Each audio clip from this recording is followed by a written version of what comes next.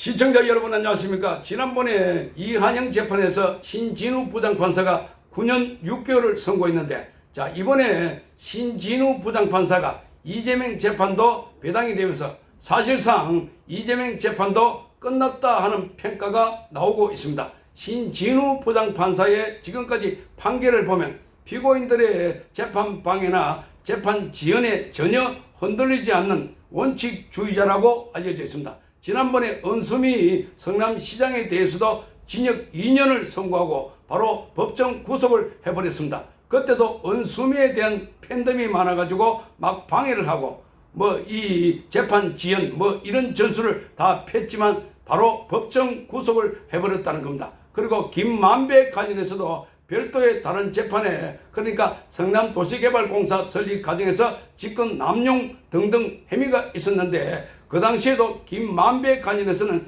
실형을 선고했습니다.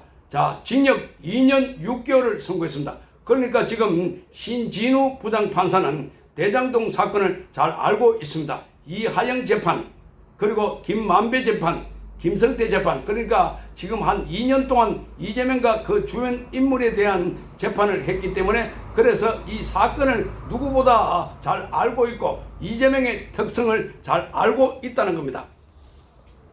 이재명의 상방울의 대북 송금 사건과 관련해서 자 이것은 희대의 조작이다 이렇게 밝혔습니다. 자 그런데 여기 보면 검찰의 공소장을 보니까 그야말로 이재명의 희대의 거짓말 하는 것으로 보입니다. 이재명의 거짓말이 한두 가지가 아니고 지금 이 재판을 받고 있는 것도 거짓말 관련된 거 많아서 이재명의 말은 거의 믿을 수 없는 상황이다. 자, 교묘하게 술수를 써가지고 비켜가고 있다 하는 건데 빨리 이재명을 구속하라 하는 요구가 빗발치고 있습니다. 자, 조선일보를 통해서 이재명에 대한 공소장이 공개가 됐는데 여기에는 방북 비용의 500만 달러 이걸 요구하는 과정에서 이재명이 직접 북한과 접촉하려고 했다 하는 것도 보도가 됐고, 자 그런데 김성태가 북한에 원래 이 북한 쪽에서 스마트팜 비용 500만 달러 외에 이재명의 방북 비용 이것도 500만 달러를 요구했다고 하는데, 자 여기에 대해서 김성태가 이한영에게 내가 무슨 호구도 아니고 다 줄 수 없다 이렇게 아주 거세게 불만을 토로했다고 합니다. 자 그러니까 500만 달러를 달라고 하자. 자 이하영을 따로 만나가지고 내가 무슨 호구가 라고 말했다. 자 이러니까 이하영은 이러면 방북을 하게 되고 도지사하고 함께 올라가게 되면 상방울이 30대 그룹으로 클 수 있다. 요런 달콤한 소리를 한 것도 드러났습니다. 자 그러니까 지난번에도 조사 과정에서 이미 500만 달러를 보냈지만 5천만 이상 효과가 있다. 이런 이야기를 하면서 이하영이 김성태에게 달콤한 말로 또는 가대 포장해가지고 마치 상방울이 대성장을 할 수 있는 것처럼 이렇게 포장한 것 아닐까. 그러니까 이하영도 나중에 김성태와 대화하는 과정에서 이재명이 대통령이 되면 통일부 장관이 되거나 비서실장이 돼가지고 그러면 기업이 획기적으로 클 수 있다. 그런 환상을 가졌던 것으로 보입니다. 자, 이렇게 해서 상방울에 돈을 거두려고 했습니다. 김성태도 자, 이게 500만 불, 이게 우리 돈으로 60억 정도가 넘습니다. 그러니까 이재명의 방북 비용만 60억 원 정도 보낸다 하니까 내가 호구냐? 스마트팜 비용 500만 달러, 그리고 또 방북 비용 500만 달러. 자, 이런 걸 보면 김성태도 정말 불안한 조마조마한 가운데서도 많은 불평을 드러냈던 것으로 드러나고 있습니다. 자, 그래서 지금 이하영과 이재명 이게 범죄 혐의를 보면은 검찰은 50조 분량의 이재명에 대한 공소장에서 이재명 지사의 방북 비용으로 300만 달러가 책정된 경위를 설명하고 있습니다. 자, 여기 원래 500만 달러 했는데 그런데 깎아서 300만 달러 했다고 합니다. 자, 원래 상방울과 북한 측의 협력 관계는 2017년 1월 17일 날 본격적으로 시작이 됐습니다. 양쪽이 스마트팜 사업 추진 등의 골자로 협약을 체결했는데 같은 해 5월 달에 이한영은 쌍방울과 북한 측이 실무 협약을 체결하는 기회를 이용해 가지고 이재명의 방북을 요청해 달라고 김성태에게 요구했다고 합니다. 그러니까 김성태에게 그러면 우리 이재명 지사도 북한에 같이 가게 해달라 이렇게 요구를 했다고 합니다. 자, 그게 김성태가 그렇게 요구하고 있는 것은 바로 이제 이한영이 그렇게 해달라고 요구했기 때문이다 하는 겁니다. 자, 김성태는 북한 측 공작원 이호남을 만나가지고 이재명 지사를 공식적으로 초청해 달라고 요청했습니다. 이때 이호남으로부터 자, 경기도지사 방북하려면은 어점 비용도 필요하고 성대하게 할 테니까 500만 달러가 필요하다 하는 요구를 받았다고 합니다. 그러니까 지난번에 고급 헬기도 쓰고 벤츠 승용차 뭐 이런 것도 나온다.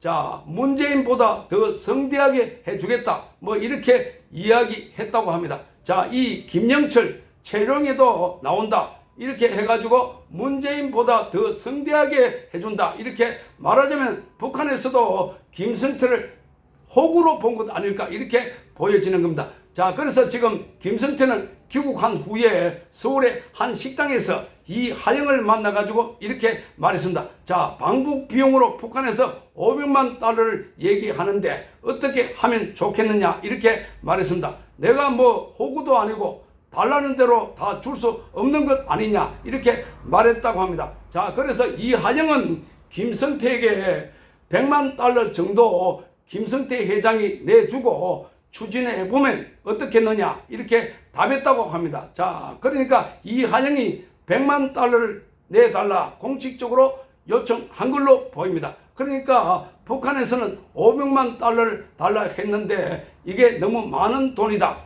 내가 뭐 호구냐 이렇게 따졌다는 겁니다. 그래서 이한영이 그럼 깎아가지고 100만으로 이렇게 딜하면 어떻겠느냐 이렇게 대답을 했다고 합니다.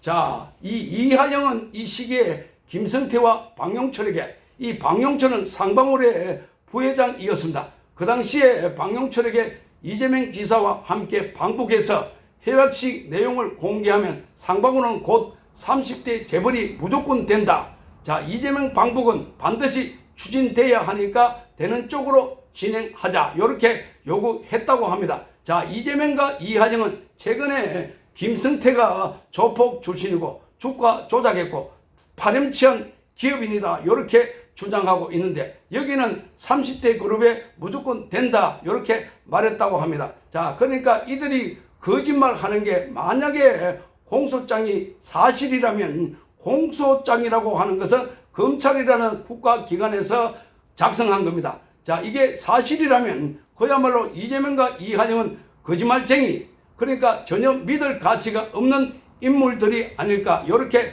보이는 겁니다. 그래서 김성태는 이하영의 요구를 승낙했다고 합니다. 김성태는 방용철을 통해서 그의 5월 중순부터 7월 초순까지 중국 단둥 쪽에서 이 호남을 수차례 접촉했다고 합니다.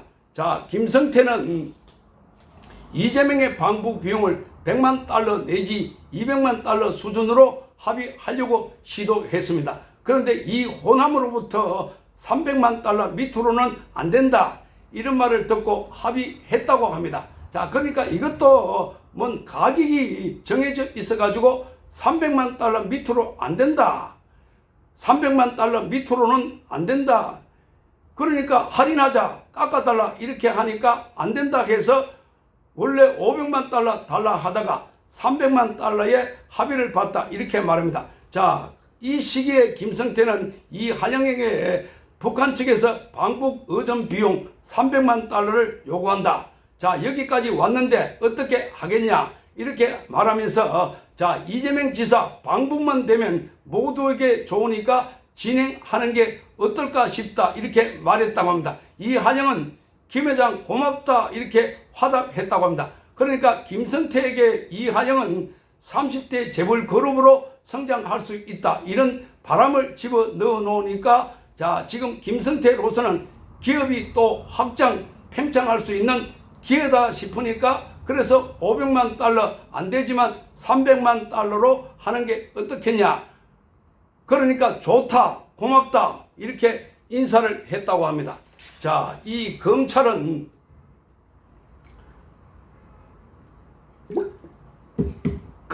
이한영이 이런 방북 비용 대납 과정에 이 일체를 이재명에게 보고하고, 자, 검찰은 이한영이 이런 방북 비용 대납 과정 일체를 이재명에게 보고, 자, 이재명이 이를 승인했다고 보고 있습니다. 자, 이한영이 김성태를 통한 도지사 방북 추진 상황을 이재명에게 꾸준하게 보고해 왔고, 이재명은 이 계획을 승인했다는 겁니다. 자, 그래서 김성태가 북측과 방북 비용 대납 합의에 이른 것이 바로 2019년 7월 달이었습니다. 경기도는 필리핀 마닐라에서 북측과 함께 제2회 아시아 태평양 세미나를 열었습니다. 당시 이재명은 자신의 선거법 위반 재판 항소심 일정이 겹쳐가지고 재판 때문에 거기 참석하지 못했습니다. 자, 당시 이재명은 대신에 이한영이 이때 이재명에게 전화를 걸어가지고 김성태를 바꿔줬고, 김성태는 이재명에게 북한 사람들을 초대해서 행사를 잘 치르겠다, 저 역시도 같이 방북을 추진하겠다 이렇게 말했습니다. 그러니까 이재명하고 또 통화를 한 겁니다. 자, 지난번에는 중국에서 통화를 했고, 중국에서 통화했을 때는 스마트팜 비용 500만 달러를 대주고 난 뒤에 이재명과 통화해가지고 이재명이 고맙다 인사를 했고, 이번에는 이재명의 북한 방문 비용 이거를 300만 달러로 합의를 하고 난 뒤에, 그러니까 나도 가겠다 이렇게 말했습니다. 그러니까 이재명은 이때 알겠다, 잘 부탁드린다 이렇게 답했다고 합니다. 자, 방북 비용 대납과 이 대납이 이루어지는 과정에서, 자, 그래서 김성태와 이재명이 계속해서 소통을 했다는 겁니다. 자, 이재명은 작년 9월 달에 수원지검에 출석해서 조사를 받을 때 대북 사업은 이하영 씨가 독단적으로 추진한 것이다 이렇게 혐의를 부인했는데, 그러나 법조인들은 이재명이 방북 비용 대납 전후를 해서 전주가 되는 김성태 회장과 소통한 정황이 밝혀진 이상 혐의를 부인하기는 어렵다 이렇게 말하고 있습니다. 그래서 지금 이 건과 관련해서 재판부도 이미 이하영에 대해서 징역 9년 6개월을 선고를 했고, 자, 지금 이재명도 똑같은 재판부가 담당을 하게 돼서, 그래서 이재명은 빼도 박도 못하는 상황이 돼버렸다. 자, 이재명이 온갖 거짓말을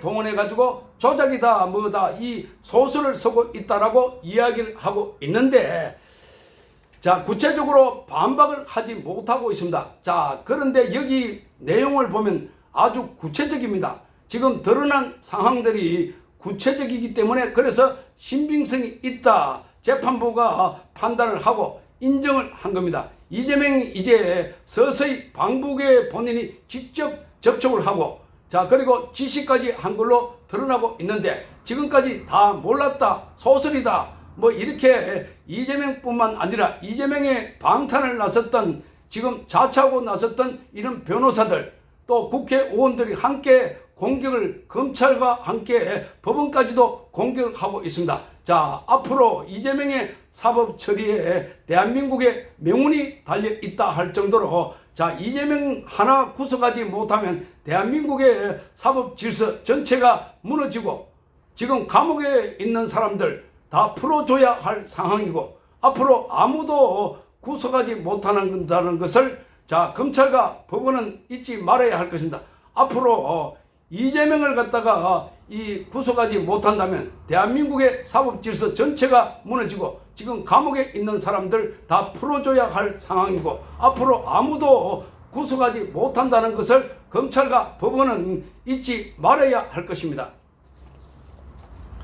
자, 이 9월 6일 날에 보면은 이재명의 선거법 위반 관련해서 결심 공판을 한다고 했습니다. 그리고 이재명에 관련해서 9월 30일 날에는 이정 교수와 관련해서 결심 공판이 9월 30일 날짜로 결정이 됐습니다. 서울중앙지법의 행사합의 33부 김동현 부장판사는 이재명의 이정교사 혐의 재판에서 9월 30일 날 변론을 종결하겠다 이렇게 밝혔습니다. 9월 30일 날 변론을 종결하게 되면 바로 검사는 여기에 이재명에 대해서 구형을 하게 되고, 자 그래서 이재명은 최후 진술하게 됩니다. 자 그래서 최후 진술 구형, 그렇게 되면 변론이 종결되고 나면은 바로 한 달 안에 이재명에 대한 선고가 내려지게 됩니다. 자 그러면 9월 달에 결심 공판이 이루어지게 되면은 10월 달 안에 이재명에 대한 이정교사와 관련해서 선고가 내려질 것으로 보입니다. 그 앞에 이재명은 선거법 위반 관련해서도